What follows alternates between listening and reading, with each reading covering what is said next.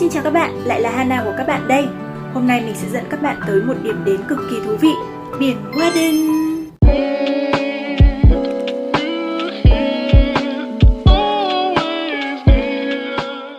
Các bạn có để ý là hôm nay, ngày 30 tháng 6, trang chủ của Google đã thay đổi hình ảnh biểu tượng của nó không? Những hình ảnh này là để tôn vinh biển Warden, vùng biển được UNESCO công nhận là di sản thế giới vào năm 2009. Vậy biển Warden có gì đặc biệt? Hãy cùng mình đi tìm hiểu nhé! Warden là vùng biển kéo dài từ phía tây bắc của Hà Lan qua các cửa sông lớn ở Đức tới tận Đan Mạch với chiều dài đường bờ biển khoảng 500 km và tổng diện tích lên đến 10.000 km vuông.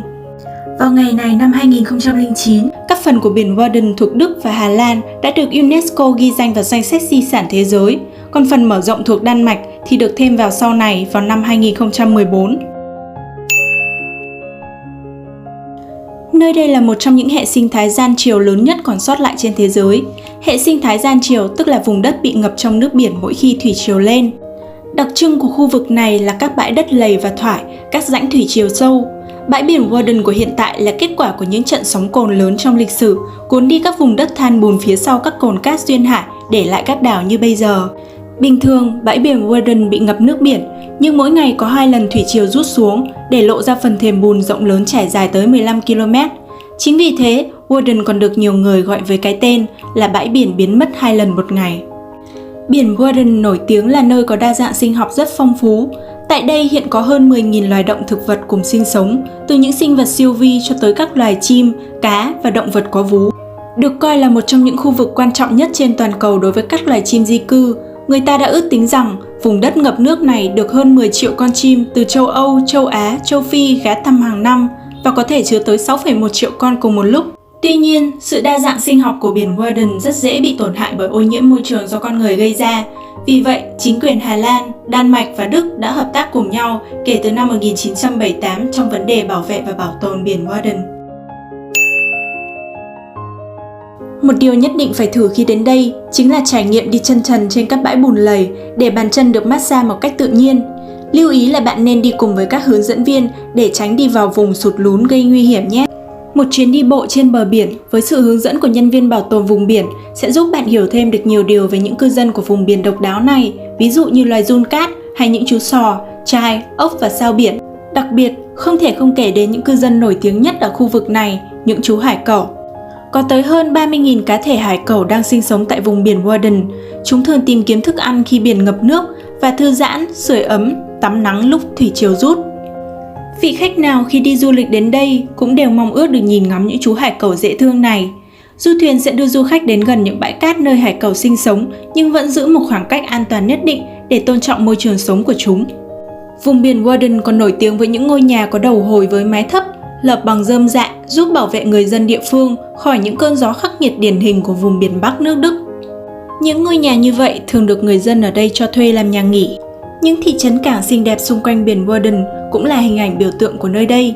Tiêu biểu như thị trấn Husum ở Đức là nơi có cảng nội địa Husum đã tồn tại từ thời Trung Cổ. Ngày nay, du khách có thể đến đây để thưởng ngoạn khung cảnh cảng biển nhộn nhịp với những nhà kho cũ dọc bến cảng đã được cải tạo thành các nhà hàng. Đó là những thông tin thú vị về biển Warden. Giờ hãy cùng mình ngắm nhìn những khung cảnh tuyệt đẹp của vùng biển này nhé!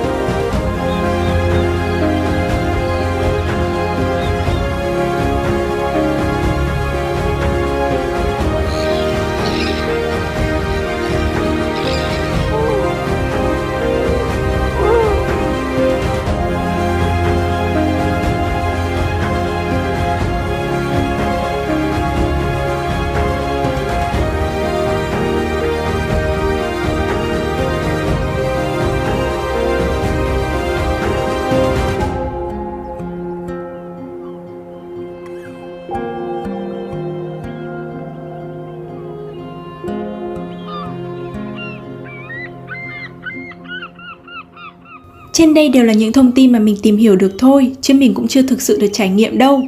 Mong rằng một ngày nào đó không xa, chúng mình đều sẽ được đặt chân tới vùng biển xinh đẹp này nhé. Cảm ơn các bạn đã dõi theo video của mình đến đây. Hãy nhấn like, subscribe và bình luận ở bên dưới để cho mình biết các bạn muốn xem gì trong những clip tiếp theo nhé. Bye bye!